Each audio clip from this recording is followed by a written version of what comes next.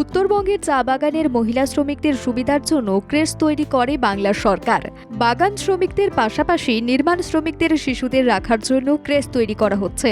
এর মধ্যে উত্তরবঙ্গে মোট ৭০টি ক্রেশ ও ৪৩টি স্বাস্থ্যকেন্দ্র তৈরি করা হচ্ছে, যার কাজ বেশ কিছু জায়গায় শুরু হয়েছে ইতিমধ্যেই। এবার জলপাইগুড়ি সদর বিডিও অফিসে চালু করা হলো ক্রেশ, যেখানে শিশুরা থাকতে পারবেন। কারণ এই বিডিও অফিসে আসেন আশাকর্মী, মহিলা স্বাস্থ্যকর্মী থেকে বহু মহিলা। সবার সুবিধার জন্য রাজ্যের পঞ্চম অর্থ কমিশনের ৯ লক্ষ টাকা ব্যয়ে তৈরি করা হলো এই ক্রেশ। ছোট শিশুদের জন্য খেলাধুলার সামগ্রী ছাড়াও একটি ব্রেস্ট ফিডিং রুম রাখা হয়েছে বলে জানিয়েছেন জলপাইগুড়ি জেলার শাসক শ্যামা পারভিন। এখানে যারা কাজ করতে আসে, যারা আমাদের মহিলা কর্মী আছে, তাদের জন্য তাদেরকে একটু সুযোগ দেওয়ার জন্য এখানে একটা ক্রেশ করেছেন। যারা ছোটা বাচ্চা থাকে ওদেরকে এখানে নিয়ে আসতে পারে, একটা জায়গা থাকবে। অ্যাজ আ মাদার আমিও ফিল করি কি এটা খুবই নিড আছে। দেখুন, আমরা বাচ্চাকে বাড়িতে ছেড়ে আসি, খুবই মন লেগে থাকে কী এরকম বাচ্চা থাকবে। তো এখানে থাকলে মার চোখের সামনে মা কাজও করতে পারবে, আর এখানে বাচ্চাকে একটু ভালো, একটু সুন্দর, একটু এনভায়রনমেন্টও পেতে পারে। জলপাইগুড়ির পশ্চিম বেরুবাড়ি থেকে শুরু করে বেলাকোবা পর্যন্ত জলপাইগুড়ির সদর ব্লকে মোট 14টি গ্রাম পঞ্চায়েত রয়েছে, যেখানে প্রায় 3.5 লক্ষের বেশি মানুষের বসবাস।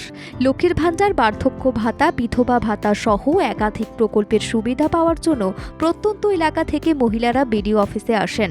আবার আশাকর্মী, স্বাস্থ্যকর্মী মহিলারাও তাদের সরকারি কাজের প্রয়োজনে দপ্তরে আসেন।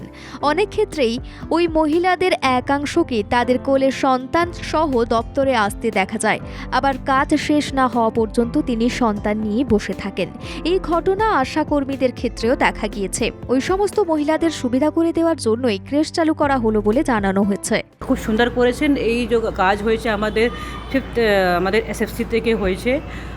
এটা অ্যামাউন্ট কত? 7 লাখ প্লাস 2 লাখ, 9 লাখের মধ্যে এই কাজ হয়েছে। খুবই সুন্দর ও খুবই কস্ট এফেক্টিভ কাজ হয়েছে। সদর বিডিও দপ্তরে ঢোকার মুখেই ক্রেশ তৈরি করা হয়েছে। সেখানে 2টি ঘর শিশুদের কাছে আকর্ষণীয় করে তোলার জন্য মিকি মাউস, ডোরেমন ছাড়াও বিভিন্ন কার্টুনের চরিত্র দিয়ে সাজিয়ে তোলা হয়েছে। সেই সঙ্গে শিশুদের খেলার জন্য বাস্কেটবল ছাড়াও অন্যান্য সামগ্রী রাখা হয়েছে। কেন্দ্র সরকার 2007 সালে রাজীব গান্ধী জাতীয় ক্রেশ প্রকল্পের আওতায় স্বেচ্ছাসেবী সংস্থার মাধ্যমে গ্রামীণ এলাকায় এই জাতীয় ক্রেশ চালু করে।